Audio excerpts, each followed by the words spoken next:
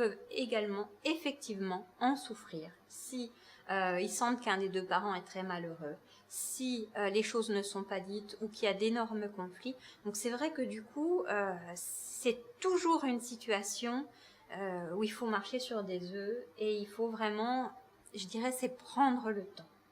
Mais déjà, ça doit être dur pour un mari d'entendre sa femme te dire « Chérie, je ne t'aime plus ». Ben oui, forcément.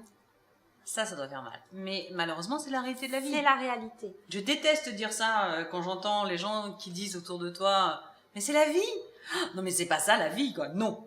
Mais malheureusement, ça arrive plus qu'on ne le croit. Oui, mais en même temps, est-ce que aussi c'est un bon exemple que de montrer à nos enfants qu'on va rester avec quelqu'un qu'on n'aime pas, avec qui on se dispute tous les jours, et que du coup on est malheureux. Est-ce que c'est le bon exemple à leur montrer pour la suite de leur vie? Ben, franchement, je crois pas.